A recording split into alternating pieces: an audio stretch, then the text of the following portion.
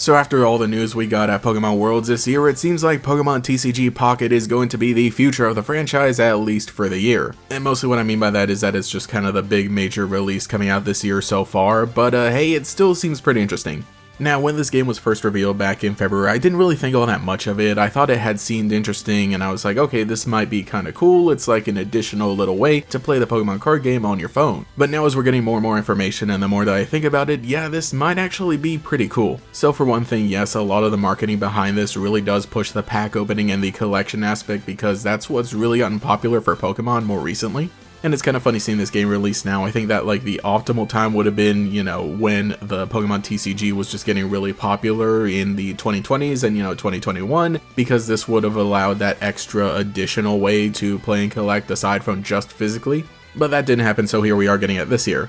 And this game isn't only a pack opening simulator and a collection hub, there is an actual game to go along with it, and I think that's also a great idea, and that's honestly what kind of has me most excited about this. Because it's kind of in the same vein as Yu-Gi-Oh! Duel Links, where that is a different format, it has a different card pool being reset, there are different rules, it's still the same core game, but it's kind of condensed down in a way. And looking at Yu-Gi-Oh! Now, Duel Links is still going, and it's able to coexist alongside Master Duels, and in fact, the fans are actually really outcrying for Rush Duels to be brought over into the US and elsewhere.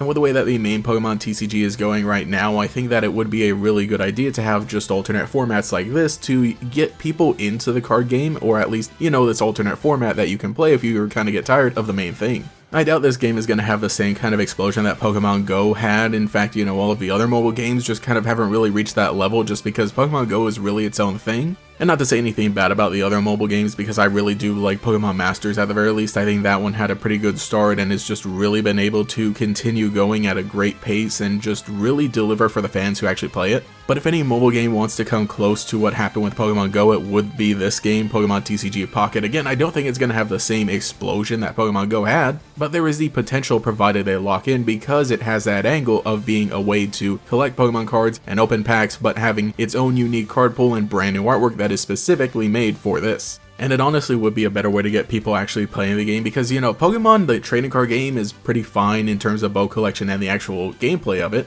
but I think there is a bit of a problem in converting people who are collectors into players. And there are people who do actually play the card game after opening a bunch of products and having cards that they can then build decks with. But to most people at first, the full-on trading card game probably does seem pretty intimidating and like it's too much of a time investment.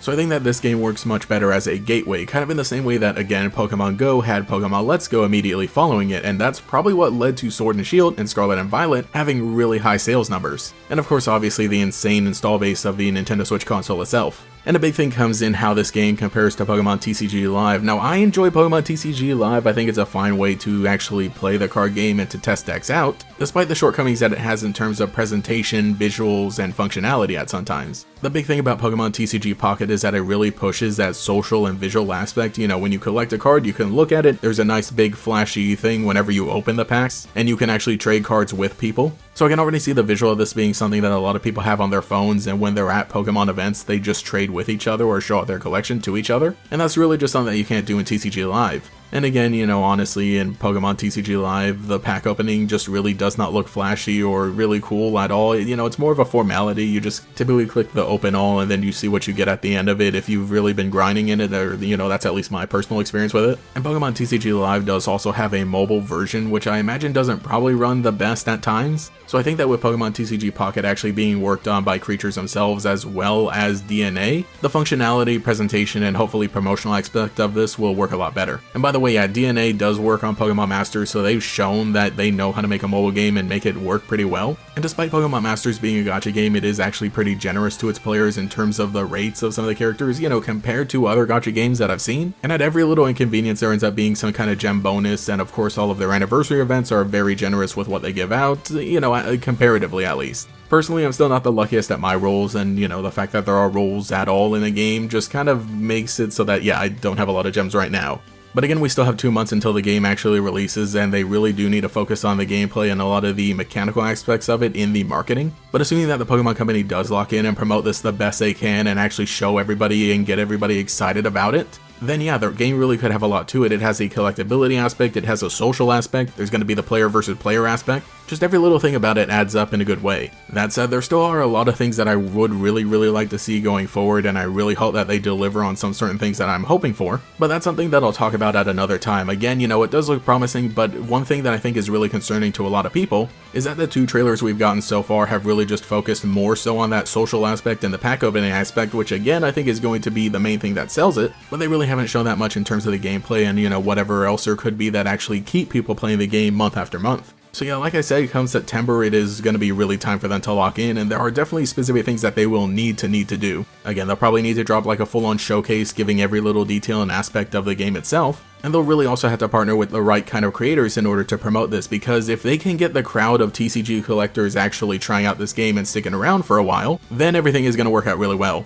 Me personally, I'm most interested in it for that alternate format because I think it'd be really fun to try something out, just having a different way to play the card game, and having a completely different card pool would be a fun way to shake things up. So I'm kind of sold on this game, on the concept, especially now that we've gotten 2 trailers and a lot more details and actually get to see a bunch of the cards, but I am still a little nervous as to whether they will follow it up in a meaningful way, which they really need to do pretty soon, hopefully.